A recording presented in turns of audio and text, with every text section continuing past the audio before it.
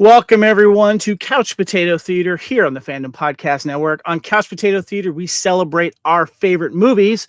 My name is Kevin. I'd like to welcome you and my guest to Couch Potato Theater, Johnny Dangerously. Looking forward to this one. Before we go any further, I need to get on my bargain ice holes co-host. And with me for our Time Warp, co-host of Time Warp and a plethora of other shows, Couch Potato Theaters, I'd like to welcome the queen of movie foo, Miss Lacey Adderhold. What's going on? Not a lot. Getting ready to talk some Johnny Dangerously. I'm very excited. Nice. I'm really excited, but I'm also really excited for other guests here because we haven't had her on in a while. We know how much this movie means to her. We're excited. Welcome the queen herself, the queen of beatdown, fantasy football, Jennifer Walk. How are you? Good. How are you? Doing really good. You guys excited? Talking a little bit of Johnny Dangerously? Yeah. I want to eat dangerously. Well, as I mentioned, this is, of course, Couch Potato Theater, Johnny Dangerously, which came out in 1984. We are celebrating the 40th anniversary of it here on the Fandom Podcast Network. And, just because of this guy right here, Maroney, we just want to give you guys some warning of possible explicit language. We might go over the Johnny Dangerously quota. So just giving you a little warning there, So anyway. I will be the prime offender. Yes. So if you have sensitive ears, this is a warning. So yeah, Fargu. There you go. Okay, first of all, we want to let people know that we do have some other stuff that's on the network for Couch Potato Theater, and things have just dropped. And recently we dropped a Spinal Tap celebrating its 40th anniversary as well. And we also recently celebrated the 10th anniversary of John Wick and the 40th anniversary of Terminator, because we're doing kind of a James Cameron theme here as well on the Fandom Podcast Network, because he's been releasing his movies on 4K. And that also included, we just recorded, going to be coming out very shortly, is Aliens 1986. And we also discuss Aliens Expanded, the brand new 4+ hour documentary that covers everything aliens. It was fantastic. Lacey, we had you on for that, but you watched it all in one sitting, which was great. Right?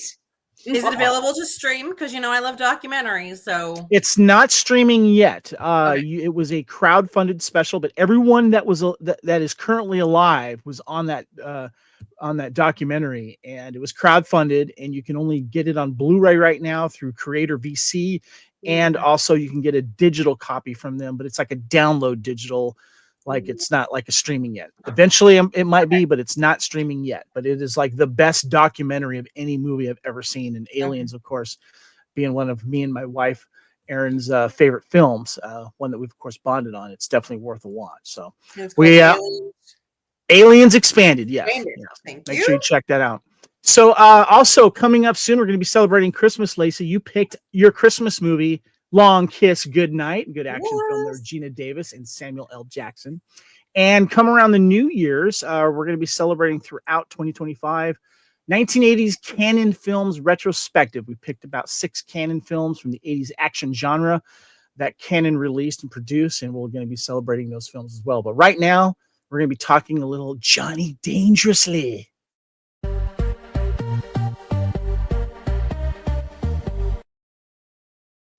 Now we're showing here on YouTube a bunch of the posters, of course, that came out and some of the DVD releases. But let's go ahead and get into the movie discussion. And as we always like to have a little fun here, is the IMDb plot description. The IMDb possibly vague, not always spot on plot description. Let's see how well they do.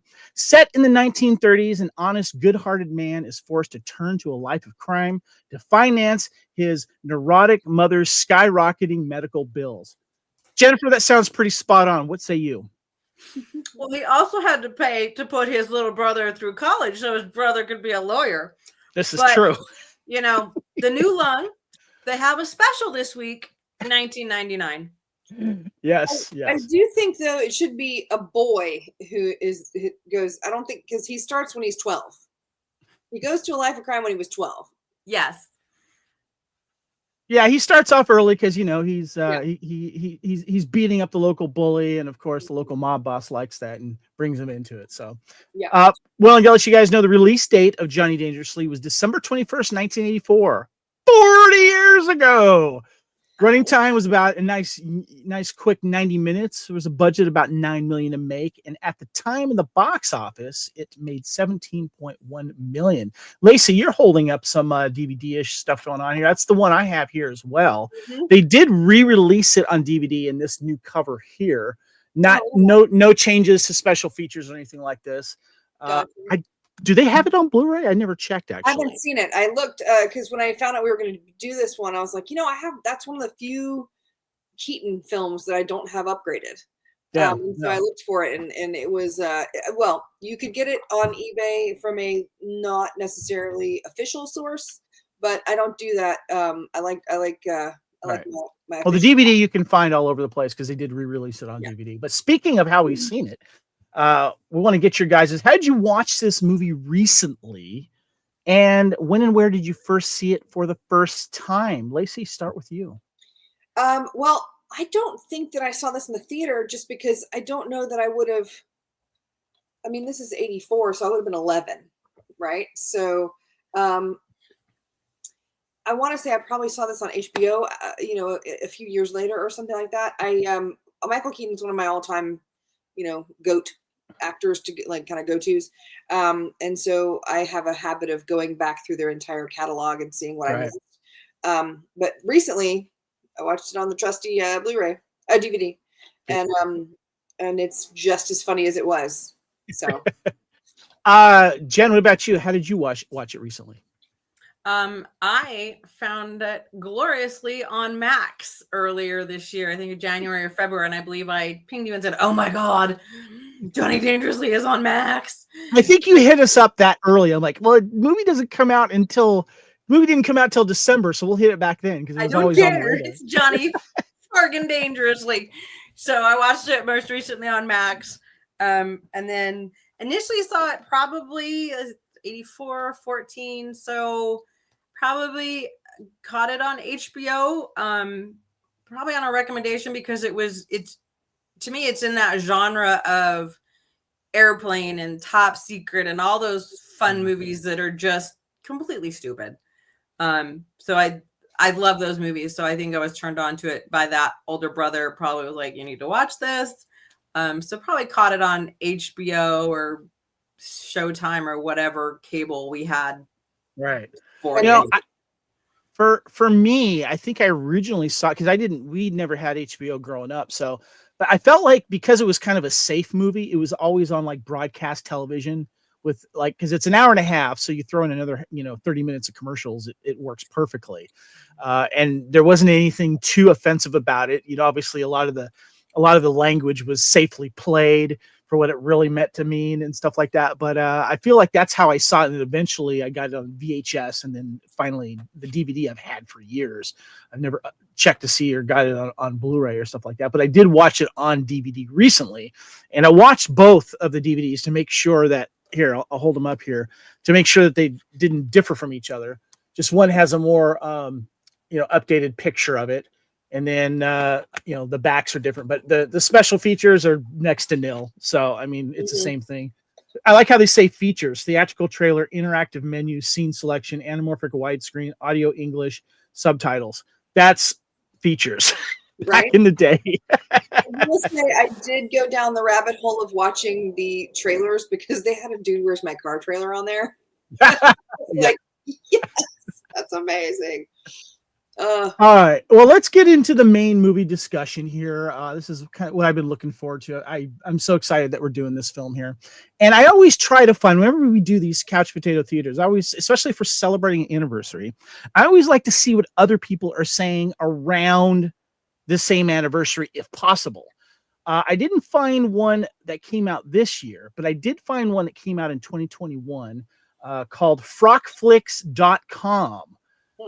And it's this woman, her name is Sarah Lorraine, September 16, 2021. She did an article and she says, perhaps no other film defined my childhood as much as Johnny Dangerously. 1984, laying the foundation for what a lot of people develop in my pre-delectation of arch comedy, intentionally taking the piss out of historical and modern tropes. Directed by none other than Amy Heckerling, whose Debut 2 years before the Fast Times at Richmond High in 82, made a jab at teen high school dramedies and a la John Hughes, and followed up with a flick that took the 1930s gangster drama with all of its romanticized violence and turned it into an absurdist comedy about the ridiculous of the genre. The cast is packed with 1980s comedy cameos from the likes of Danny DeVito, Dom DeLuise, Peter Boyle, and of course the fabulous Maureen Stapleton, who plays Johnny's sweet Irish mother, whose astronomical medical bills spur Johnny into pursue a life of crime. I want to kind of touch on that for a minute about how we see a lot of these films parroting genres. And I don't know about you guys, but one of the things I love about this film is, there was a lot of movies growing up and I watched with my family. I watched a lot of Westerns with my dad, a lot of World War II movies, but then there was the gangster film genre as well. And that was something I've always liked. Obviously, I've always liked, the Godfather movies and the old James Cagney movies, and they had a certain style and film noir about them. I just want to get you guys' thoughts on the basically spoofing those gangster films and what your thoughts were on it. Let's start with our special guest here, the Queen herself, Jennifer.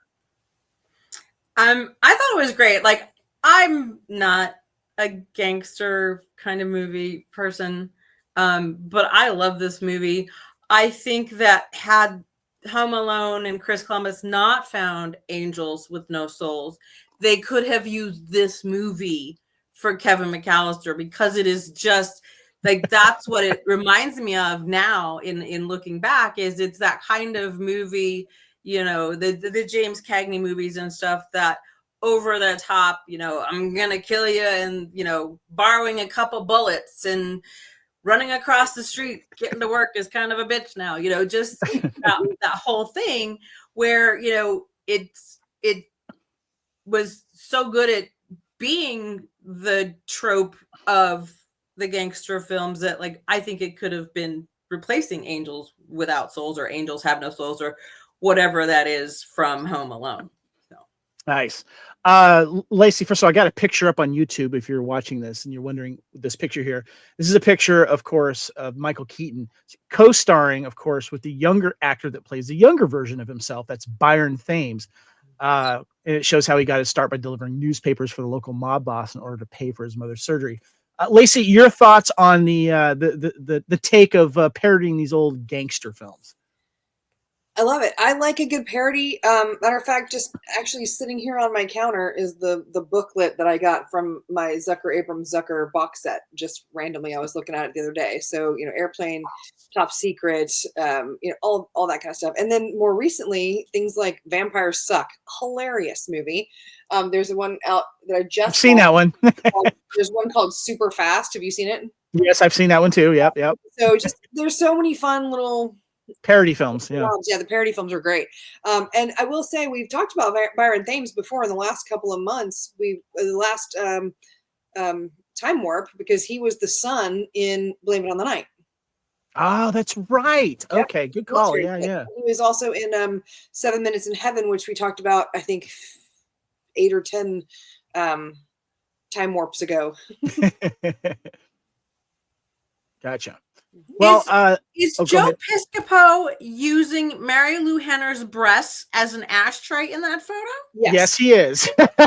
Just checking. I didn't notice that at first, but I'm like, that's very funny. Yes, we're gonna have a Joe Piscopo discussion later. But yeah, this movie does a great job of hitting all of the gangster tropes, whether it's the musical numbers and hiding your true identity and from your family, and of course a very funny take on the way someone butchers the English language. And of course there's always that one guy that's part of your mob that's not quite there, a little unhinged. So yeah, it takes it just a little bit too seriously. Yeah. So I got some movie reviews here for you. Okay. So on Rotten Tomatoes, it has a 44% rating on there as well. Metacritic gives it a 54 out of 100 with mixed to average reviews. According to critic Mary J. Hurd, the film is loaded with sight gags, one-liners, numerous sexual jokes, and puns, but many critics found it to be a comedy which relies on sophomore humor. According to critic Gwendolyn Audrey Foster, the film is also a gangster comedy and an homage to 1930 gangster films, but is perhaps too clever for the mainstream audience. According to critic Lee Hollisey, the film is a parody of old school gangster films and reveals Heckerling's awareness of their conventions and stereotypes. And another critic, Foster, finds the comedies of Amy Heckerling's to rely on fast-paced, witty repartee and droll humor, and draws comparisons to those of Frank Tauchlin and Jerry Lewis. So there's mixed reviews on this. When this first came out. However, when I talk to anyone about this film, I don't know anyone that doesn't like this film or has talked bad about it. Jen, what about you? What are your thoughts on these reviews? So critics, the only critic and the only person's opinions on movies who I actually trust and value is yours. Like literally, because we've been friends since you and I kind of share the same brain with that sometimes. So yeah. Yeah, but you're the only, like, I could read reviews. Oh, it sucks. And I call you and you're like, what do you, no, go see it. You'll enjoy it. It's like, I've learned to ignore reviews and go, because you've seen so many movies, you have such knowledge. So when people say, oh, it's got a 44 on Rotten Tomatoes, I think, well, the people who are on Rotten Tomatoes saying that are dumb. And if it's Amy Heckerling, and if you think of what she did with Fast Times and with Clueless, yeah, she's very, very smart in the way she does things. And so it may be considered lowbrow humor, but it's not. There's things in there when in the beginning, when he's got the tag on the dog and the kid's trying to steal the dog, he's using an old time tagger to put price tags on the dog because SKUs were not used in the 1930s. Like that's a detail that if all these little kind of tiny sight gags. Yes, but you're aware of the time and place at which you're at. And so I think that people that think it's 44%, whatever, fine. You go watch your Schindler's List. I'm going to go enjoy Johnny Dangerously and every other stupid movie out there. Lacey, what about you? Obviously this has mixed reviews, but I thought the comment by Mary G. Hurd, where she says it's loaded with sight gags, one-liners, numerous sexual jokes. I'm sorry, I meant Gwendolyn Audrey Foster, because she says perhaps it is too clever for the mainstream audience. Possibly, but what do you think? Nothing like a critic telling you that you're dumb. For real, man. Like, just come on. I think that when it comes to critics, 97% of the time, if I see that there is a critical review and it's negative, I'm gonna go see the movie. Yeah.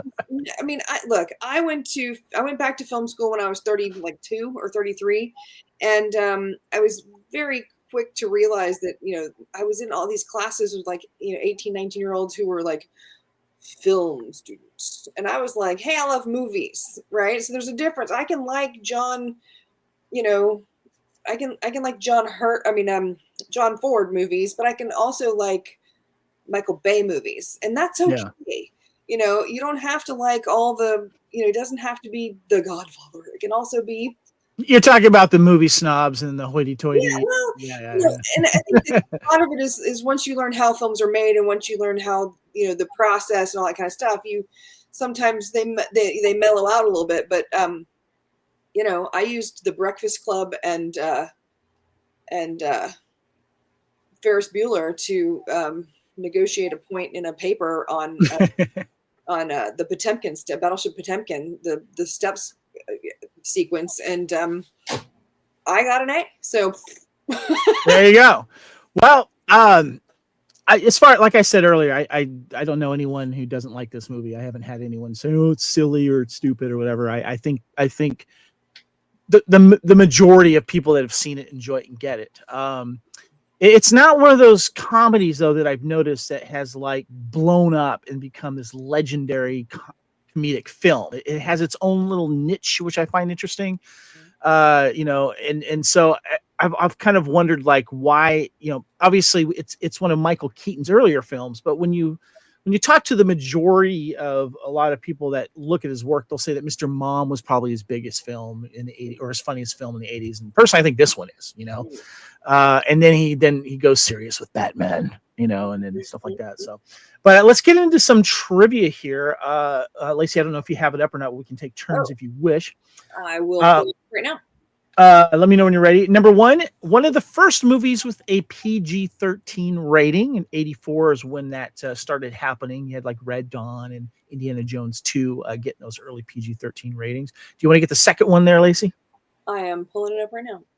Yes. Boom. Okay. Sorry. I feel like it's dead air. It's dead air. Oh my goodness. Okay. Movie trivia. Boom. Number 2, the cozy little love nest the district attorney offers Tommy is actually the Philadelphia Museum of Art. That's kind of little, yes. Number 3, Michael Keaton's characterization of Johnny Dangerously frequently spoofed James Cagney, a star of gangster films from the golden age of Hollywood. Go ahead and hit the next one.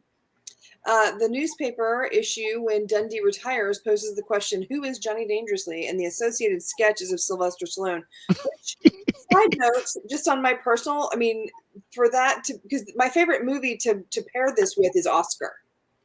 I see. Yeah. So that's kind of, yeah. I would not, but that's your. Okay. You don't have to. Brian De Palma, he's a big actor. People, I don't know if you know that. He's a massive fan of this film. He reportedly laughed hysterically throughout the advanced screening. 2 months after the release, De Palma cast Danny DeVito and Joe Piscopo in his next project, Wise Guy, 1986, another mafia-themed comedy. The film producers learned that Danny DeVito might not take his make his shooting days because he was still shooting Romancing the Stone in Mexico, and he barely made it to set in time. And I do remember in the audio commentary on that, they had to push back like 2 days, and he literally came off the plane, went into the makeup trailer, and went straight to work. There you go. Mm-hmm. Number 7, rival gangster Maroni's butchering of the English language is a parody of the stereotypes of Italian immigrants in old movies who have exaggerated accents and speak poor English. The parody is carried further still whenever Maroni swears. The rival crime Maroni, a name shared by a major crime boss in the Batman universe. Michael Keaton, of course, appeared on screen as a Caped Crusader in Batman 1989 and Batman Returns 1992. Which, fairly oddly enough, also starred Danny DeVito. Mm-hmm. Okay. In Griffin Dunne's memoir, he discusses that while filming this movie, he was also going through the trial of his sister's murderer, Dominique Dunne, and he said that in one of the scenes there's a group of extras where at least one of them had a legitimate mob connection. The extra had even offered to have Dominique Dunne's murderer killed in his jail cell before the trial ended. Interesting. Did not know that. I don't know, man. Would you have taken? I can't. Somebody. I think that I probably would have taken him up on that. I would have too. Yeah. Yeah. Not if it's going to end up on IMDb saying that, hey, by the way, yeah, no. All right, and last one. While the movie sends up classic gangster movies in general, the basic plot point, Johnny and Tommy Kelly ending up on opposite sides of the law, is inspired by Manhattan melodrama, 1934. In that film, William Powell and Clark Gable portray orphans who are raised together as brothers. Cable's character, Blackie Gallagher, grows up to become the gangster. Well, with a name like that, Mm-hmm. While Powell's character, Jim Wade, becomes a crusading district attorney. Also in both films, the gangster brother roots for the district attorney brother to succeed. Now I kind of want to see that. That sounds really good. Jen, I want to kind of get your thoughts on this trivia. Okay. I do not know how either of you have missed the best piece of trivia. Hold on, before you go any further, I only picked a certain amount. So if you have others, it's not that I missed it. I just didn't include it. So feel free. How did you not include it? And a lot of people who are younger than us may not get the reference because we old. The way that Johnny rubs out district attorney played by Danny DeVito. Stop what you're doing. That is going to be in a segment. So I need you to hold on to that. Yeah. And I did not forget it. Okay. So 'cause that is one of the best. yeah. Hold on to that. That's going to be part of one of the Love segments. Love that. The fact It's not that, your fault. You didn't see the finished notes, but I got Yeah. it. Trust me. Yeah. I got your back. yay, tax season. All right. Speaking of segments, guys, let's get into those right now. So this is where we're going to pick our favorite scenes. Now I've picked a bunch of screenshots to show for the video audience here. So bear with me. I didn't be able to get a chance to get all of them, but Jen, you're our special guest here. I would like you to give me some of your favorite scenes in Johnny Dangerously. Okay. So when Tommy is graduating from college, there's a couple of different layers there between Ma Kelly and the family. Say it. So she has her little photo picture taking thing that's actually a flask. And Mom, it's prohibition. Stop being a fag choir boy. That one's good. And then further along, she's like, you've become like a daughter to me. She's talking to Lil, who is Johnny's main squeeze. You've become like a daughter to me, and I just want to share something with you. And Lil's like, oh, what's that? And she's like, I go both ways. Now, when I saw that at 14, kind of was in the ether, but not really understanding. Now think it's one of the funniest effing things out there. I love it. And just, her breaking of the fourth wall, Maureen Stapleton breaks the fourth wall, when she's talking about the Lower East Side of Manhattan, when everybody had to be out between 12 and 1 o'clock wearing hats. And she's like, the Lower East Side, it just sucks. And just, I think it is quintessential Maureen Stapleton, and I love her so much. And I think this is where I remember her the most was from this. And I know she's a legendary actress, but when I think of Maureen Stapleton, I always think of this movie. She stole every scene she was in. Yeah. You made me an ashtray. I was thinking of taking up a smoking. This seals it. I'm gonna start today. It's because we all made ashtrays for our parents when we were in school. Yes. Well said. Lacey, what are some of your favorite scenes? Okay, so again, Jen touched on it a few minutes ago, but when the boy is at the very beginning, when he's got the dog under his coat and he gets hit by the scanners as he walked out of the pet store. I mean, that's just hilarious. I love the even just the music in the scene where Keaton's trying to get across the street to get to school, to get to work. That's fantastic. There's so many. Some of the most ridiculous scenes with Joe Piscopo and his Magnum 80. Well, there it is, right there on the YouTube. You've got the picture up. His 88 Magnum, and just Danny DeVito. Everything he does is hilarious in this movie. Every line he has is just so like it just has like a little underpinning, little bit of this and that. And then hey, are you wanting us to touch on the enlarged scrotum syndrome? Hey, if you're not going to say it, I'm going to say it. Yeah, the funny thing is that's okay. See, this is one of the things I was going to talk about was when he's getting ready to break out of prison and the priest brings him the Tommy gun. Yeah, and he's like, it didn't come with instructions. Like that's Michael Keaton right there, like trying to figure out how to put it together because that he probably just was like, oh, why isn't this? He's, and it might have been an ad lib. I don't know. It felt very, natural in the scene, so that was hilarious. I did like how when he was put in jail, he's like talking to every inmate as he goes by, and they're all. Like all the names that he calls them, they're just it's fun. I like to build on that. I love how the classic scene of how he's going to escape goes through the prisoner. Each one distorts it and it gets wrong, and then when it finally gets to Johnny, it's completely different from what the original. But he's able to decipher it. He knows it. He knows it. Also, the scene where the cleaning lady is being paid off, and he's like, "What's it gonna cost to get it to to forget you ever saw us?" And she's like, $19,500. $500 or whatever. And he's like, "Sure." Now, keep in mind, this is supposed to be set in 1930 or 1928. Right. That's a lot of money. Piscopo pulls it out of his pocket and says, "Here you go," and she shoves it in her bra. Yeah. Which is just hilarious.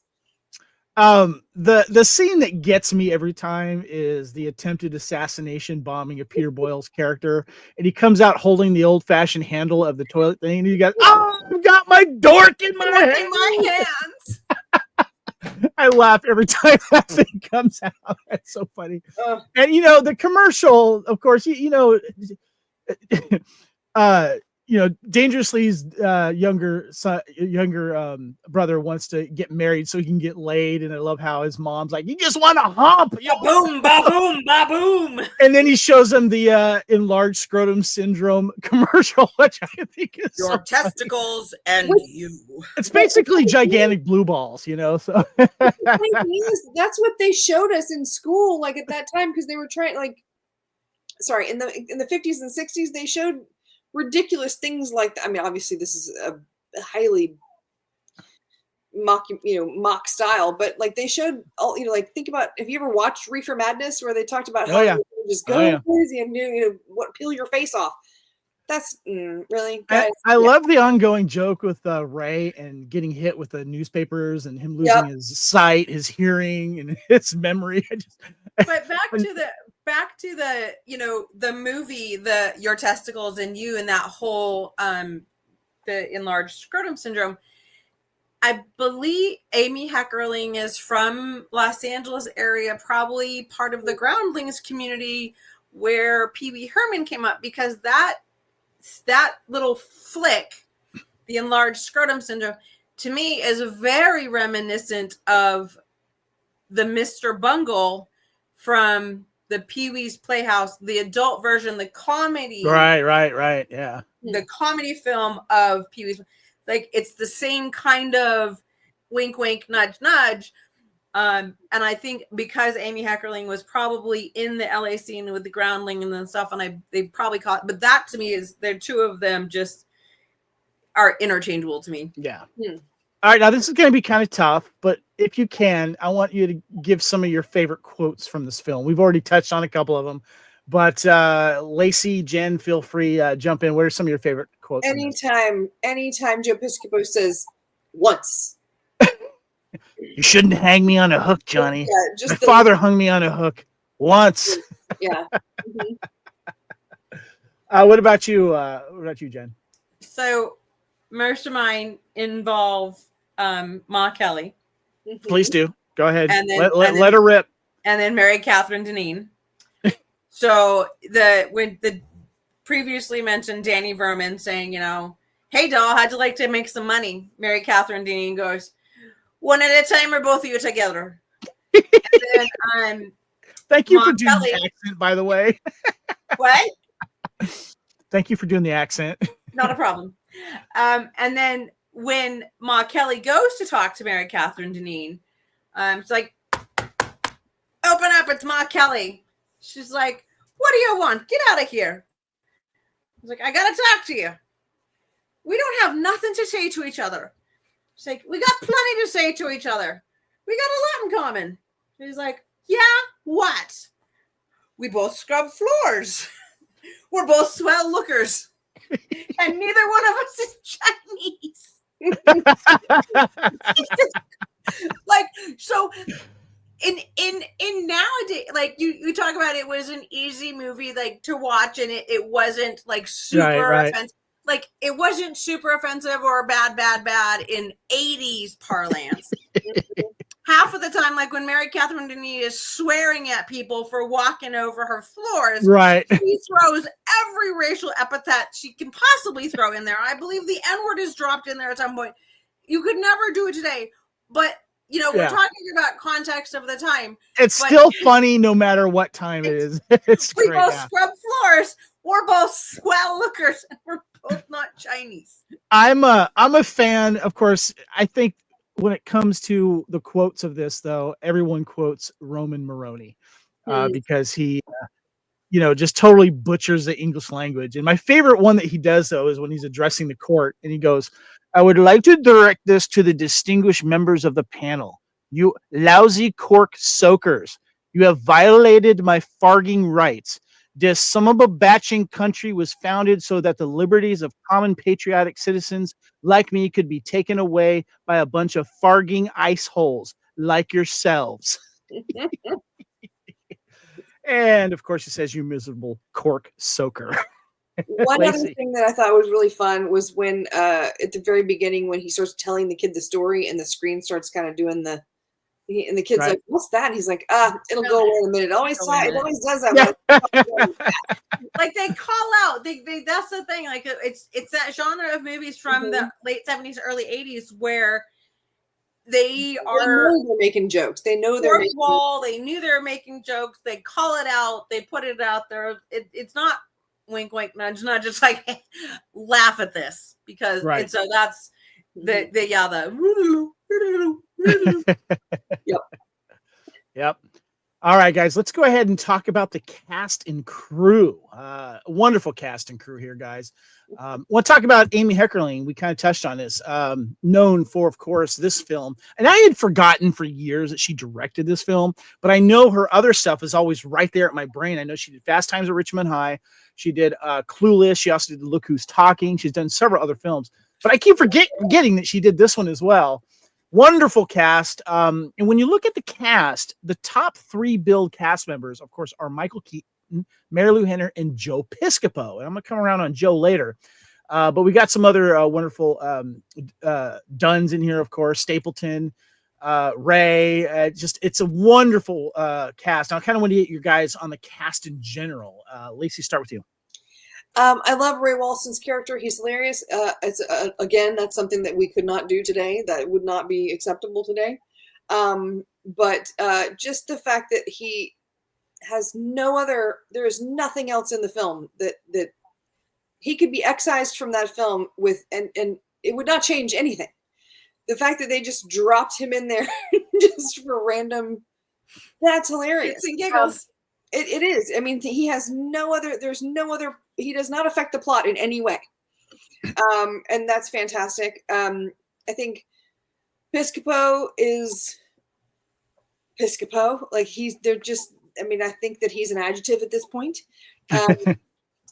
Michael Keaton, I've always loved Michael Keaton. Marilu Henner is phenomenal. Between this movie and Noise Is Off, she's one of my favorites. And now she does a lot of Hallmark movies as like the grandma. Yeah, I love it, and she's just amazing. Yeah. So lots of fun people, and I do love like the couple of the cameos. Dom DeLuise. Yeah.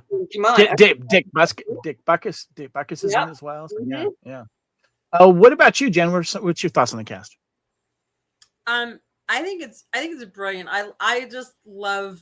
There's so many different levels of stardom or different levels of career within the movie. From Michael Keaton was not really a household name. He was just kind of starting out. Marilu Henner had been doing Taxi. Joe Piscopo, I believe this is about his SNL era. Yep. Then you had Maureen Stapleton and Don DeLuise. So you had people at different levels throughout their career, and they didn't take themselves, none of them, too seriously. They were just they got it. Like they completely understood the assignment. And I think that shows in the movie, and how it comes across. It comes across very authentic. And like these people, like, yes, they would all do this when Lil is sitting on Joe Piscopo's lap, while the boyfriend's in the clinker. She's doing it because she loves her man. But they're so good at that, and I just think it's a great cast. And even the Gilligan Captain from Alan Hale. Alan Hale. Alan Hale. Yes. Oh, you're gonna love this one. Bunnies and Duckies. Yes. Meet me at O'Malley's. I'm buying. It's just, Well, let's continue the discussion here. Kind of a what if here. cast discussion, what I'd like to ask you guys is, first of all, this is the Ocean's 11. Do you think you need one more? Would you add someone else of that era to this cast, or kind of flip it a little bit here? Would you replace anyone with another actor, and if so, who? Now, before you guys answer, I always like to pull the highest grossing stars at the time of this, and I challenge you, you don't want to choose people that are going to be more A-lister than the cast that we have. To give you an idea, the top 10 at the time were Clint Eastwood, Eddie Murphy, Harrison Ford, Jeff Bridges, Dan Aykroyd, Sylvester Stallone, William Shatner, Patrick Swayze, Arnold Schwarzenegger, and Tom Cruise. So the names that you would expect on the list. But I kind of want to get your guys' thought. And I just want to throw out a couple of names here. I thought it'd be kind of fun to see maybe Lou Gossett Jr. in there somewhere representing another gangster, maybe from Harlem or something like that. And why not throw in Rodney Dangerfield, just as maybe another like gangster. He comes in, he says a couple of one-liners and he's out. I wouldn't necessarily change anyone in this. I think everyone's fine. But if you could add one more or replace someone with someone else, who would it be, Lacey? I just want Anthony Quinn in his white suit to walk through the background. maybe Marlon Brando, or pick. Just have another gangster just walk by from another gangster film. You could get I like that. Pacino or De Niro or Pesci. Somebody in the back. But I think having Anthony Quinn just because he's so notable, right? That role with the white suit and then the white hat. Yeah. Have him walk through the background with his cane and yell at somebody about the oranges or something. That's funny. What about you? What about you, Jennifer? Who would you add to the cast? Sylvester Stallone is already in the movie, so we already know that. That's a good point. And this is only because one of my very favorite movies in the whole wide world has finally been released from the pervert rapist Harvey Weinstein. I would have just because he played Cardinal Glick in Dogma, George Carlin as the Pope. Oh my God! Dom DeLuise played instead of Dom DeLuise. Just because, Carlin or DeLuise, because the jokes that Carlin could have done as the Pope, because he has a long list of religious jokes. Yeah. But and Dom DeLuise, when Johnny's going up the stairs and he's like, well, he gives him money and he's like, oh yes, yeah, that George Carlin. I love that. That's good with what Carlin did in Dogma. Yeah. As the cardinal, that whole just I'm a dick and I shouldn't be a priest. Having him play the Pope and Johnny would have that would have the slight change. Dom DeLuise was amazing. I loved him in Cannonball Run and just all of those. Okay. And that was a casting of the time of where we were at. But that's a good call, Jen. But Carlin as the Pope. Yeah. Tits. Yeah. That would have been great. All right. The other category we have here is the fast or not so furious favorite mode of transportation. I think the most obvious one is the car, but with the duckies and bunnies. Bunnies and duckies. Yeah, wrap around it. I'm playing. I think that's the best one right there. I love that, and they're all dressed as nuns on the inside. I think that's great.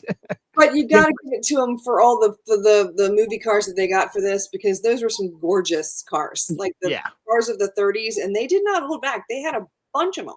Yeah, they did. Yeah, but this pattern, I would love someone to recreate this pattern and just drive it around town. It'd be great. See how many people got it. Right? Have somebody in the back mooning out those side rear door. You know what? You're famous for your little penny apple suit and your pumpkin suit and all your fun suits.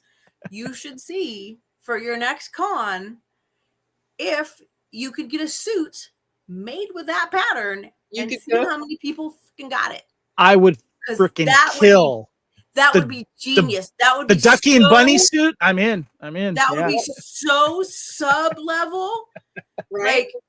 So what's funny is I'm showing this picture from the film where the duckies and bunnies patterned Getaway car. getaway car, stops in front of the Savoy Theater, which has a James Cagney film playing called The Roaring Twenties. And he gets out of the car. What's really funny, though, is this is shot in the back lot of Universal Studios or Hollywood Stores Tour. And I was watching another film called City Heat with Burt Reynolds and Clint Eastwood. And I think they used the exact same theater for a setting. They had like a shootout. I'm like, oh, it's like the exact same thing. And I was looking like, oh, it's the same lot. So yeah, but definitely the car gets the vote there. Okay, so the next category we guys got here is the Zoolander. They look so hot right now. Favorite costume or fashion moment. And the ones that jump out at me, of course, are Michael Keaton in his pinstripe, outfits. Looked really good with the hat. Marilu Henner in that gold dress that she's wearing while she's doing the dance routine. Just looked great. Did you guys have any other call outs on those? I would say her outfit when she's when he comes home and he's upset and right before Mrs. Capone knocks on the door. Yeah, she's kind of got, back in the day, they would have like a leisure outfit, like an afternoon leisure outfit, like after they finish doing their housework for the day or whatever. And that's a really nice little cute. It's cute and it was fuzzy. Did you have any other Zoolander moments, Jen? So when she's first singing in the nightclub, and he asks who's the new songbird, and she's wearing that dress, and he puts the card in her, and if you're not paying attention, it looks like he's placing it like in her bra, her breast, but there's actually this little tiny pocket, and if y'all can see, I'm pointing at her boob, but there's a little pocket there. That peach number, and having dyed my hair auburn and red for years, pulling off certain colors is impossible. Mm-hmm. She looks so fabulous in that. And then when he takes it out, he's like, I've never had to take that card out before. It's just, I love that dress. That little detail. I'm glad you brought that up because that falls into the next segment called the Harry Met Sally best scene or moment between two characters. And that is my favorite moment, is when he's going up to her, getting to know her name. He's like, yeah, I like that. And he looks down at his breast. He's all, I like those, and that's when he does the I like those other women. Yeah. But then it leads into later of them taking that long walk and they just go like out in the middle of nowhere. Where the hell are we? And you see the line when they cross from New York to New Jersey, it's like this is in case you couldn't figure it out. But we're still walking here. But this scene also too has a great line where Johnny Dangerously goes, the name's Dangerously, Johnny Dangerously. And Lil goes, did you know your last name's an adverb? Did you guys have a Harry Met Sally? Did you guys have a Harry Met Sally moment? Your favorite scene between two characters, Lacey? I have two back to back. Okay. The first one is when Tommy and his brand new wife go into the mop closet. The conversation they have on where he's like, I'm glad we waited. And she's like, yeah. He's like, I don't want to wait anymore. She's like, yeah. Back and forth. Find a place, whatever. So when they go in there, that back and forth is so quick, and that's just such a great little back and forth. But when he walks out, because he hears what he hears, and he comes out like, what? And she's like, that was it. And then you see the janitor go with the mop bucket, and he's like, hallelujah, Jesus. That is one of and you don't even see her in the picture, but you know. Right. You know what's he's getting a show, that's for sure. Yeah, that was hilarious. Gotcha. Jennifer, what's your favorite when Harry Met Sally scene moment? I think prior to that short walk from New York to California, when he's coming down the stairs. And he puts his leg up and he's shining his shoe and stuff. And she's like, seriously, dude, like you can hear her in her monologue. And he's like, am I green? And she's like, you're not there, but you're still on amber. Like that I'm still not sure about you. You may have a chance, but it's just a chance. So that whole, you're still on amber. I like like that. That's a interplay. good one. I like that. That's good. The foreplay before the foreplay of the walk of right. And shelf paper. Come on, shelf paper. Shelf paper. All right. So the next one we got here, of course, this is Couch Potato Theater. We're doing Johnny Dangerously, celebrating its 40th anniversary. Next one is you took him out with what? Your favorite weapon or inanimate object, use it a weapon, or as Clarence Boddicker from RoboCop would say, guns, guns, guns. I think the biggest choice here, guys, is Joe Piscopo's 88 Magnum. It's got its own character. It's its own character. Lacey, you look like you wanted to say something. Yeah, I mean, not for nothing, but I feel like a red smoking jacket is a pretty solid weapon in this film. It is. How so?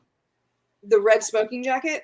Oh, okay. I see what you're getting at. Well, hold on to that thought because that's coming up why next. I did not expand. I'm just saying. I did not expand. I just wanted to throw that out there. It's pretty solid. I see where you're going with that. And But yeah, I did like him putting the Tommy gun together in the prison. That was a cool. That's a good call because every prisoner is like giving me a little piece of the gun. He's putting it together, and it's like a puzzle. He's trying to figure it out. So yeah, that's a good call. Come with direction. All right. I think this is what we're talking about here. This is the Sean Bean Award. Do I need a weapon of choice? Oh, I'm sorry. Did you have another weapon you'd like to throw out there? Sorry. Go right ahead, Jen. What you got? Cutting the brakes on the car, and as he's going, and the brakes are out, and the song goes, "Hello, my baby. Hello, my darling. Oh my," and it just goes faster and faster and faster and faster until, oh my God. And then you're right. That actually falls under the you took him out with what? And then excellent call. Every bone is broken, and Mom Kelly takes a pen, and here he is. Look at your face. He's got his phone face. Well, that's a good call. But Danny Verman's, as he says, I got something to stop him. They made it for him special. It's an 88 Magnum. Goes through walls. Yeah, of course, you know. Yeah, that's obviously the one kind that really couldn't be made today. Yes. Yeah, that's true. School. Mm-hmm. Yeah, you know, what's interesting too is that there's a IMDb obviously for films, but there's an Internet Movie Firearm database too, and they talk about the gun here as well. But obviously making fun of the 44 Magnum, more famous, of course, for Clint Eastwood's character's gun as well. So, yeah. Okay, guys, the Sean Bean Award for the best death scene, and there's really only one answer to that. The red jacket, smoking jacket leads to it. If you don't understand what this reference is, Johnny Dangerously sets up Danny DeVito's character to get killed. What happens is a bull breaks through the window and runs him over dead. And this, of course, is more famous for I think it's the Schlitz beer commercials, if I remember correctly. Say that again. One person, go, Lacey. Schlitz malt liquor bull. Yes. Don't say beer, say bull. And those were very popular commercials back in the 70s and early 80s. There wasn't a lot of death scenes in this, Lacey, but this was probably the best. What do you think? Yeah, but I do love the fact that the next shot you see is the spinning newspaper, and it says DA killed in commercial. Yeah. Phenomenal. That's fantastic. I love it. Yeah. So anyway, I didn't forget it, Jen. It was there. I was just waiting for a little bit longer. But I think also with what they did, and God, I miss the 80s. I know. The play on it, and obviously we're pulling from this commercial, but the wink, wink, nod, nod to the DA being homosexual and a smoking jacket, red, it's there, and the comments are made, but it's. I didn't, and I'm not gay, but I am an ally.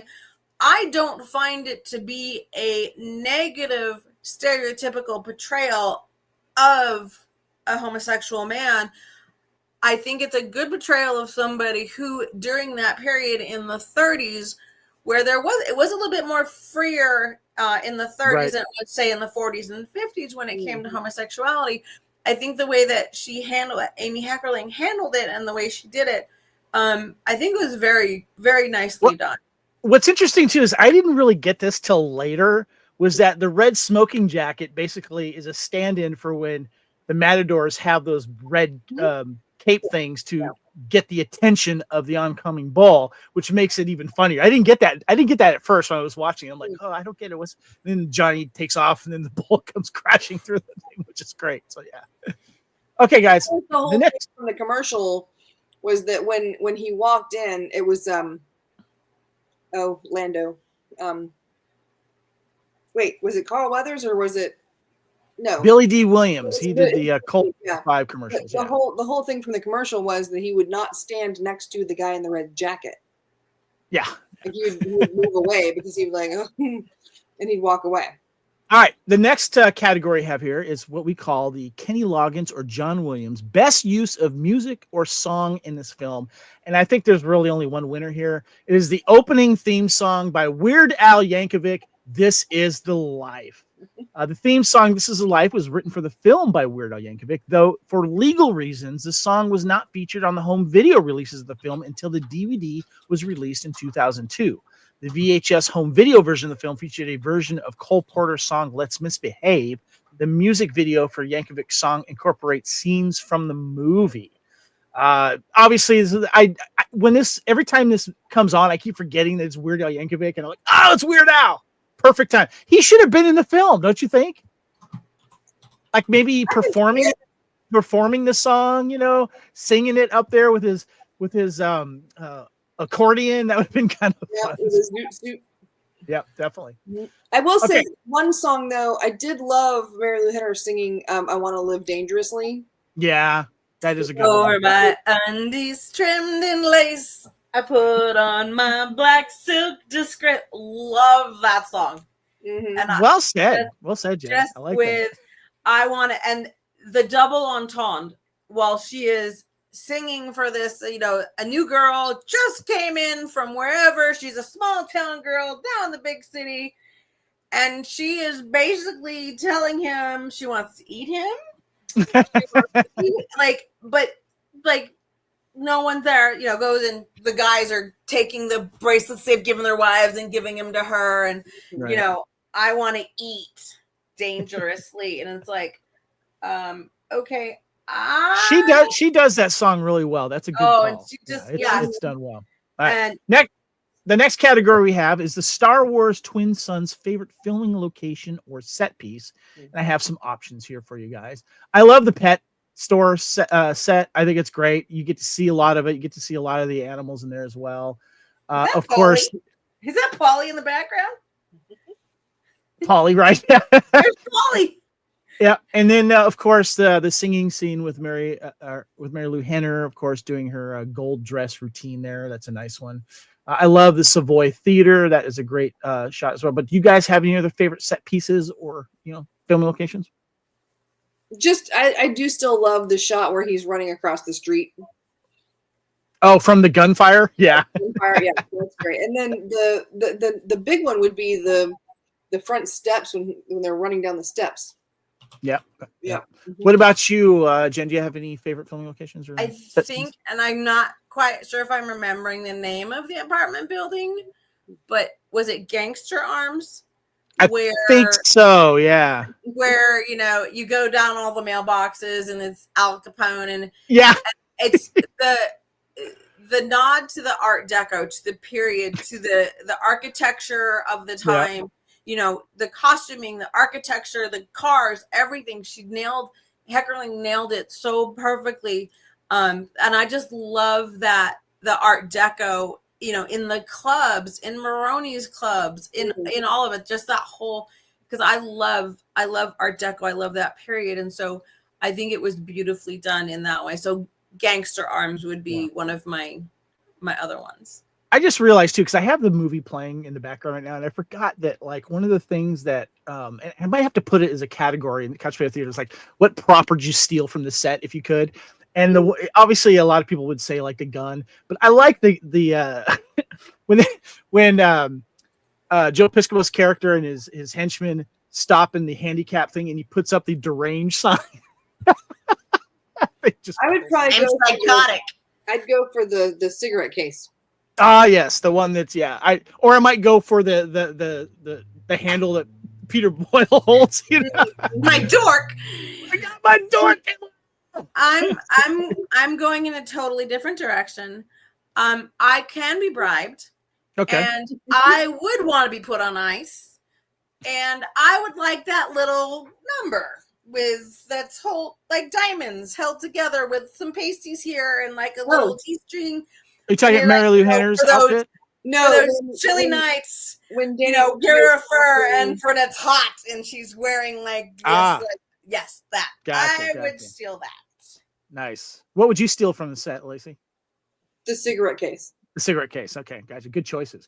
That smells like chewing gum. Yeah. Okay, so the way that you were allowed to steal something from the set, of course, is our next category here. Is if you were a non-speaking extra on the set, what scene would you want to be in? I have some honorable mentions here. I'd like to say, first of all, I love it when Johnny Dangerously on the set or out on the street brings everyone together, saying, "I'm not. Who am I really? I'm not Johnny Dangerously," and he gets everyone on there. I thought that would be a fun scene. The prison scene too would be a fun extra scene. When Maroney is saying, "You farging, sneaking bastard," I would love to be on that set. And of course, when Marilu is doing her set, dancing around in that nice little gold outfit. What about you, Jen? Where would you like to be an extra on Johnny Dangerously? So I would like to be Johnny Dangerously's personal pastor or chaplain or reverend, so that I can ad lib and I know it's non-speaking, but I'm a rule breaker and whatever. Making up and using every Latin word that I kind of know to walk down, because obviously the guards, the warden, none of them understand. If you watch that with the subtitles, it's even funnier. Yeah. Spiritu Sanctum. Radio done. Yeah. And he goes through all, and it's just like, oh, I would, that to me would be like, there's another Carlin scene. Like, that whole taking that religious arc and just throwing somebody like George Carlin, who has a really good mastery of wordplay. I would love to be the guy giving the Tommy gun to him. Lacey, what as a non-speaking extra, what set would you like to be part of? What scene? I mean, I don't know that there'd be a lot of hiding in the background of this set, but I would love to just be in the pet shop all day. Yeah. All day, just like chilling out with all the dogs and the kittens and everything. I could see you being like I could see you working for Johnny Dangerously. Yeah, I want to be the clerk in the back, just holding the cats and kittens and playing, and then the dog. Yeah. Or putting the prices on them, stuff like that. And the fact that he feeds them really good, and he talked like in '84 when this movie was made. That was psychotic to be like, they didn't have the salmon, but I got you. Like there wasn't this huge pet industry that there is now. Yeah. And like back then I was like, well, that's crazy. We'll never get there. Mm-hmm. And here we are 40 years later. The care and the attention that he pays to the animals within the pet store is, I think, is brilliant. Yeah. And also the fact that there's a monkey in the pet store. Like, and it throws the food back at him. Yep. All right. The next category we have is the Luke and Leia cringeworthy moment or scene. Or do you have any pet peeves? I'll be honest with you guys. Nothing was cringeworthy for me. I know there's stuff that's comedy that's dated, but that doesn't bother me anymore. And it's like 90 minutes. It runs great. I don't have any pet peeves with it. To me, it's just a perfect comedy film from the 80s. It's obviously dated in some ways with the dialogue, but you know what you're getting into when you're watching this. What about you? Did you have any pet peeves, Jen, or anything that was cringeworthy for you? Can a movie made in the 80s about gangsters in the 30s have dialogue that's considered dated now? I have no pet peeves with the movie. I freaking love it. They don't rerun it enough, like in my opinion. I was really peeved to find out that it's not available for streaming anywhere, as I was preparing. That's a good pet peeve. There you go. Yeah, like why? Like why are you like when it was on Max and I pinged you, I'm like, oh my god, it's on Max. Like I can watch it a gazillion times, which I did. But now it's like it's gone the way of Dogma, to use the previous. Like, why? Yeah. Why are you not streaming anywhere? Especially now you're 5 days before the 40th anniversary of the release date? Yeah. Now, why wasn't there a special edition that was released, with Yes. features and stuff like that, like they have been doing with a bunch of other films with the anniversary? That's a Or good call. The version you bought that apparently went the way of Grease 2 in their special edition, Mhm. Good which call. had no features whatsoever. What about you, Lacey? Do you have any pet peeves or cringeworthy moments? It wasn't a pet peeve, really. It wasn't necessarily cringeworthy. It was that I watched this 2 days ago, right as I had just heard about the school shooting in Madison. And so Yeah. I'm watching it, and it had been, this is one of those movies that you love, and you can watch it every 5 or 7 years and not remember all the little bits and bobs, right? Right. And so I'm watching it, and I'm like, this is great. And then he says, it'll shoot through a school, and I was like, ooh. Yeah, that's a little Like, cringeworthy there. The one line where, I mean, okay, you've got the veiled homosexuality, you've got the ableism with Ray Walston's character and that kind of thing. You've got some of the comments that, so there are some things in this that would not be good for today. Like, you couldn't make that today, but that one line just kind of went. Good call. Yeah. All right.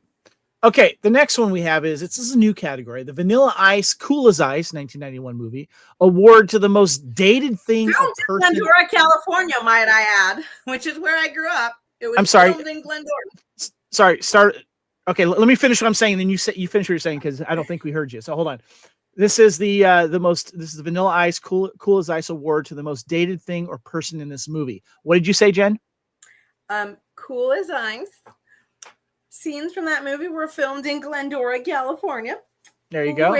Which is where I grew up and went to high school. And I remember going to where it was being filmed, standing outside hoping to see Vanilla Ice. Yeah. Oh God, maybe I should put new category: Vanilla Ice, Cool as Ice, and Jen going to see the set award for most dated thing or person in this movie. Okay. I was thinking hard about this. I couldn't come up with a lot because this film takes place during the 30s with a gangster film. But I think when you have Dom DeLuise come in for 20 seconds and then get out, might be kind of dated, because he did that a lot in other films and in TV series. So in a way, the him as a guest star is kind of dated, but it doesn't bug me. What about you, Lacey? The most dated thing in this is the recreation of the commercial. No, yes, okay. People today don't know that commercial. If you're under the age of 40, that's not a commercial you would see, because 7 years after this, there was no longer, you couldn't do beer commercials. You couldn't show someone drinking beer or smoking a cigarette. You could see them pour it, or you could see them light it, but you couldn't see, there were rules that came up in 91, 92. And so those commercials aren't done anymore. It's a good call. Good So call. Nice. someone hold Yeah. What about you, Jen? Do you have something that seems dated to you? And it's not dated it's not the movie being dated. It's not anything it's just our technology has gotten so much better. So now when I watch it on the 4K TV, I'm like, oh, I can see that. I can delineate that they are on the back lot. Right. It's things like that. It doesn't ruin the experience. It's just something like, oh. Yeah, you notice Ma Kelly's house is a one-room set, and and I get it. Yeah, you could definitely tell it's a low-budget 80s film. But beyond that, no, it holds up really well for me. Okay. The next category is the Titanic I'm King of the World career moment. Was an actor in this movie at the top of their career, or was anything else from this movie trending or newsworthy, tabloid popular when this movie was released? My vote is Joe Piscopo. When I think of Joe Piscopo's top of the hill moment here, it's this film, because obviously you remember him from being a stand-up comic. You also remember him from being on SNL. And then he had like guests, he did, a couple of little movies here and there. And then he has a very memorable episode where he teaches Data humor in Star Trek: The Next Generation. But to me, this is his king of the world moment. This is his apex moment. My personal opinion on this. I want to get your guys' thoughts, or do you have someone else that you think has a, king of the world moment in this? Lacey? I think this might be the beginning of Piscopo, of me knowing who Piscopo was. Yeah. Because for me, Piscopo went from this to Dead Heat, and then Sidekicks. He was the bad guy in Sidekicks.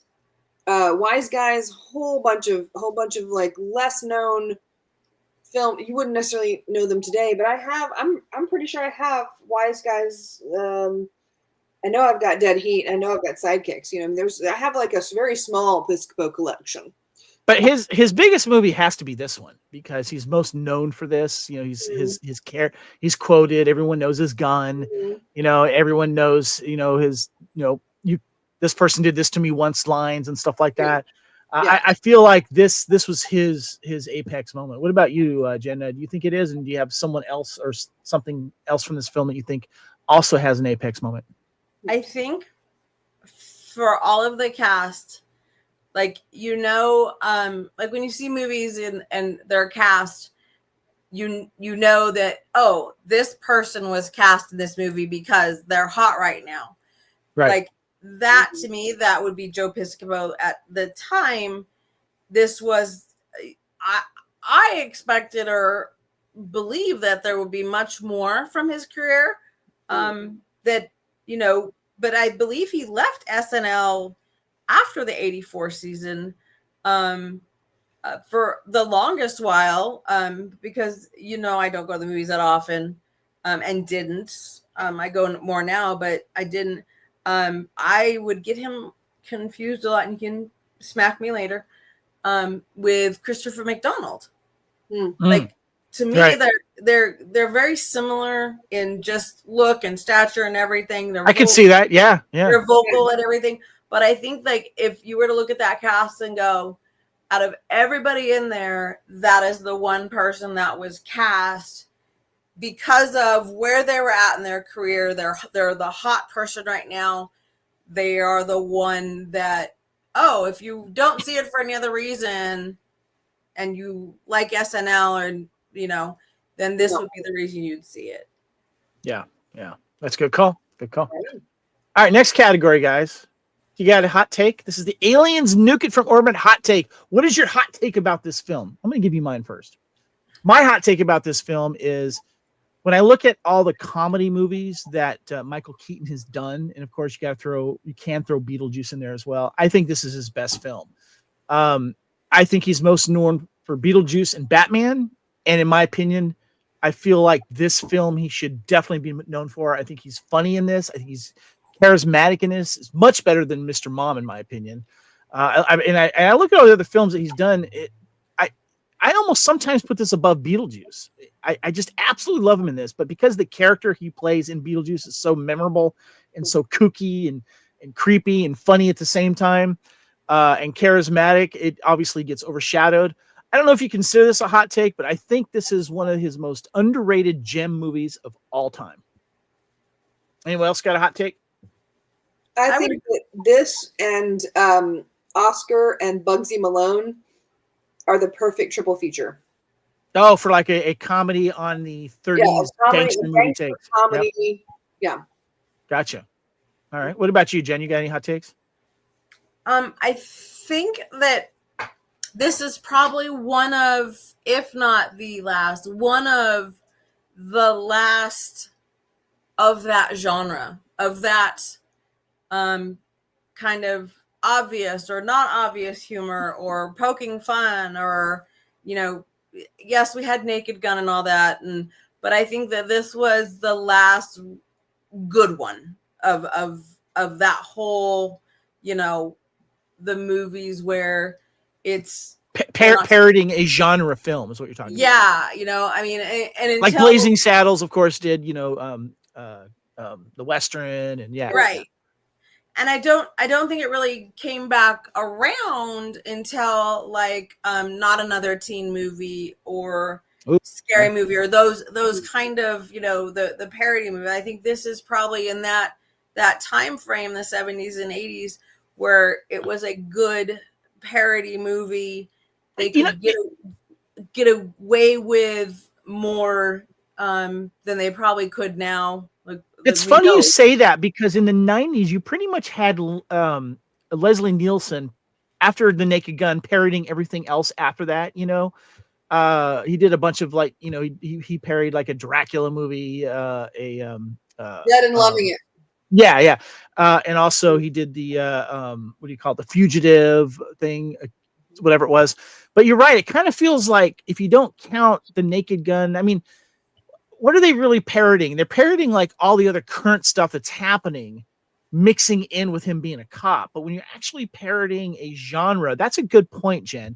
Because Lacey, when you were saying that you would like to do the as a triple feature, you would do this, Oscar, and what else? What was the other thing you said? Bugsy Malone, 1976. Okay, Bugsy Malone. Great call on that. I almost would do a triple feature of like this, and then I would do then I would jump over to like Top Secret and then Blazing Saddles. Those would be like a great double feature, because they're all parodying something. Of course, when you look at Top Secret, it parodies World War II movies and surf movies, which is a weird comedy, and that's why it works, Yeah. But that's an interesting take, Jen. I like that. And also, let's not forget that 1984, I just looked it up. June 8th is when Top Secret was released. So you've got two parody films that really did well, as far as I remember, in 1984. And so that kind of gave, kind of the red light or the green light for other people to try it. And that's when, that was kind of Leslie Nielsen's bread and butter for a minute. Yeah. Right? He kind of cornered that market. No one touched it in the 90s. And then, as you mentioned, Jen, then Not Another Teen Movie just took it to another level with making fun of all the teen films. Right. Yeah, so that's a good call. With Leslie Nielsen, I mean, he did the cop movies, but he was in Airplane, and so you had your three. It was this and Top Secret, and then whatever the third one was. I forgot to mention Airplane. Yeah, that's a good one. Yeah. But I would sub out Airplane just because perfect call. Yeah, a night of entertainment. Of stupid entertainment. Because it's parodying disaster films and stuff, which is so popular in the 70s. Yeah. Right. Like that. I would also even throw in Spaceballs I would throw in Spaceballs for making fun of Star Wars and Star Trek as well, so. But, so those are movies that I would tell people oh, you don't understand the parody film. Go watch these. Yeah. This is how you do it, and this is how you do it right. So yeah, good call. All right. They tell me they haven't seen it. I feel super old. So the next, as we start to wrap things up here, we like to talk about what happens the next day, but we're going to combine it with sequels here. We never did get a Johnny Dangerous sequel. If it became extremely successful, like Beverly Hills Cop, it probably, of course, might have garnered a sequel. So my question to you guys is, if Johnny Dangerously did get a sequel soon after, we see how it kind of ends. Where he's teaching the kid a lesson, and he gets into the nice car. He says, crime doesn't pay. Sometimes it does, It pays a little. It pays a little. What would you have liked to have seen from a sequel to Johnny Dangerously? Lacey, start with you. Oh, wow. That's interesting. I think that because it's sort of wrapped up perfectly, I don't know what would be in it, but I think it should be called Johnny Dangerously I like that. I don't know what the content of the film would be, but I think that the title would be right. That would be appropriate. What about you, Jen? What would you like to have seen from the sequel? Don't fuck it up. Don't. Are you saying leave it alone? Leave it alone? In the words of RuPaul, don't fuck it up. It's good. It's 90 minutes. Perfect runtime. It's not too serious. It's good for a laugh. It's got quotable lines. Don't touch it. Leave it alone. We don't. And even 40 years later, we don't need to go back and go, hey, I've got a really good idea, because Hollywood has no good ideas. Let's make a sequel, or let's redo it. No. You know what's funny about that, Jen, is when I was rewatching this, I was so happy I'm not thinking about doing the podcast and stuff like that when I was rewatching this. I when I write the notes and do that, then I start thinking about it. When I was watching this, like I didn't want to see more of it. It was just fine. I love the way it ends. And I just like, I'm fine with it. I'm with you there. I don't know if I'd want to see a sequel, because obviously I don't think it would be as good. It would be interesting to see what new characters they brought in and the dichotomy between, Marilu's character Their and children. yeah. Their So children. yeah. that would be interesting, but not interesting enough to me to warrant disgracing the name of this movie that, according to Rotten Tomatoes, aka people who are dumb, 44% rating on Rotten Tomatoes. Whatever. No, we don't need. Yeah, just don't leave it alone. Well, Lacey, go ahead. I will say that it would be fun to see Michael Keaton reprise the role as like a cameo in another film. Okay. I see what you're saying. Or like a callback. Yeah, just a little callback where he walks by and he don't even have to say anything, and then somebody says, "Wow." You know what? You know what's funny? And I wouldn't have been surprised by this because you know how sometimes when they do a sequel, they won't bring back the main character. They'll either bring back a secondary character or something like that. I almost kind of feel like Joe Piscopo was going, "Hey man, can I have a spin-off of my movie? Like I break out of jail or something like that." Because I mean, he didn't really get that much bigger after this movie. So I'm just thinking like, but there's a part of me that goes, I probably watch that, but it goes straight to video, So. Mm-hmm. So you could probably do that. Now that you said that callback, and that could be done with somehow, some way, him being confused for Christopher McDonald. Yeah, like that. That would be, to me, next level. Somebody's like, all right, guys. Heckerling. Let's get your final thoughts on Johnny Dangerously, 1984. It's been 40 years. Jen, I want to start with you because you actually came to me like in the beginning of this year. I think it was probably January, going, "Hey, it's celebrating its 40th anniversary, Kevin. It's Johnny Dangerously." And I'm like, okay, we'll put it on the docket, but usually we like to wait till closer when it came out. So that was a long wait for you, Jen, but I want to get your final thoughts on Johnny Dangerously. I love this movie. Facebook is always kind enough to give me memories, and a couple years ago they did the 10 movies, or you go through and a movie a day that impacted, and I believe this was like the third one I listed. I freaking love it. It's perfect the way it is. It doesn't need to have, even though we've tossed around ideas and everything. No, it's gorgeous. It's smart. It's intelligent. It's got beautiful fashion and sets and people, and Maureen Stapleton steals every scene she's in, and it's just, I'm in love with it, and I think it's so good. And when people are like, what would you like? What are you sitting home and watching? I'm like, oh, I'm sitting at home and I'm going to watch Johnny Dangerously, Real Genius, Revenge of the Nerds, and Top Secret. There you go. And they're like, I've never heard of those. I'm like, that's because you're not That's old. sad. And I'm that, but yeah, it's such a beautiful perfect. movie. Well I said. love it. Well said. Lacey, what about you? Final thoughts on Johnny Dangerously? Johnny Dangerously. I love Michael Keaton. He can do no wrong. I've decided. Judgment. There we go. I think that it's one of those movies where it's, first of all, anybody can see it. No, your kids aren't gonna. I mean, come on. Even if your kid says "farting ice hole" one day, it's not gonna offend anybody. You're gonna get away with it. It's like saying "frack" in Battlestar Galactica, or any number of the words used in Serenity and Firefly, because they deliberately made them just off enough. I think it's a fairly child-friendly, or at least teen-friendly movie, family film, and I can watch it anytime. It doesn't matter what mood I'm in. It doesn't, if it's on. This is kind of perfect couch potato theater. You know, it's one of those ones where if there's 3 minutes left, I'm still going to watch it. Yeah. Yeah. So. You know, it's interesting is I have this movie playing in the background, and I was watching it, and all of a sudden Joe Piscopo, as he's shooting his gun through the screen at the end, and then Johnny Dangerously jumps in front and then takes the bullet, but it hits the cigarette case.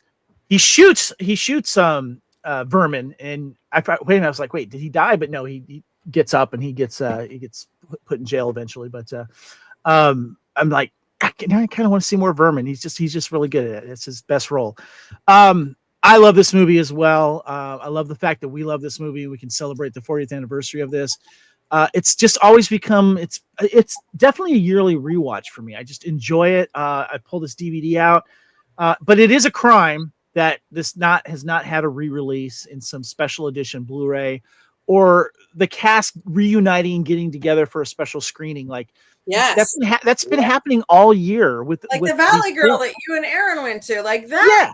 I would come down to LA to go see that with you and Aaron. I would get to LA somehow to do that. Yeah, I mean, a lot of these films have been having a special release on video, but then they would get together and do limited screenings, or they've been showing a lot of these films in like 2 nights only type of situation. I don't understand why this movie, I don't know if it's because of, rights have changed or what, but this movie is an underrated gem. And I would love to just sit Michael Keaton down saying, fuck Batman, fuck Beetlejuice. We're going to be talking this film right here. I need to know how you feel about it. I don't know how he feels about it. He doesn't talk about it anymore, and it's not like I've searched the depths of the internet to find out if he's talked about this film, because most people want to obviously talk about the other films, like even Gung Ho and stuff like that. But it's like, this is it's such a fun movie. I still see people that haven't seen this film, and it kind of blows my mind. It's like, wait a minute, you've seen his other films, but you haven't seen Johnny Dangerously. Got to see Johnny Dangerously. And please, whoever's in charge of physical media, get together and do a special edition release on this. I'll even do a podcast on that. Campaign. Yay! Yeah. And get you guys on it for the special release of that. So there you go. Johnny Dangerously, celebrating its 40th anniversary. This is the Fandom Podcast Network. You are, of course, watching and listening to Couch Potato Theater. I want to thank you all for listening and, of course, watching here on YouTube. Appreciate that very much. Fandom Podcast Network, of course, is on Facebook. Please, if you haven't already, please watch us on YouTube, Fandom Podcast Network. Please subscribe, please share, please comment, please let us know. Our master feed for all of our audio podcasts is fpnet.podbean.com. And of course, as I mentioned, you can find the Fandom Podcast Network on Facebook. You can also email us at fandompodcastnetwork@gmail.com. We're also on Instagram and X at FanPod Network, and also Blue Sky at FanPod Network. My name is Kevin. You can find me on all the socials at Spartan_Phoenix. And also you can find me also on Blue Sky at Spartan Phoenix. Lacey, how can we find you? I am Lazy Pants on all the places except for Instagram, where I'm the Lazy Pants. That includes Blue Sky and Threads and Discord, and also don't forget Letterboxd. There you go. Yeah, there you go. All right, Jen. Thank you so much for coming on. Please tell us how we can reach out to you if we need to. I am on Instagram, Threads, and Blue Sky as Chef Stomp 91, and I will answer if it's not too deep into tax season, which is already started, but. Well, what's great, guys, is the fact that we all share love for this film. But I also want to mention, too, that the length of this podcast has been just about the same length as this. I just noticed awesome the movie. The perfect movie length. Oh, excuse me. Bargain movie. There you go. And I have, when we talk about swearing and how Roman Maroney completely butchered the English language, this is how I swear in public. When don't we? I know, right? Like, I have no problem. Like, I will drop F-bombs. My mother said I talked like a truck driver or a sailor or any one of those like professions. But I can rip off like the Fargan ice hole and just blam, blam, blam, blam. It's for the people that love this movie, they can quote the hell out of it. And that's why we love it. Jen, thank you so much. Thank you so much for coming on. I appreciate you doing it. Thanks for having me again. You forget me so much. Not. I love you. Lacey, as always, Stargate. Thank you so much, Lacey. I love you. All right, guys. That is the Fandom Podcast Network special presentation of Johnny Dangerously on Couch Potato Theater, celebrating its 40th anniversary. Go watch it. Check it out. Let us know what you think. My name is Kevin. Thank you guys so much. And until next time, we will see you on the couch. See you next time, guys.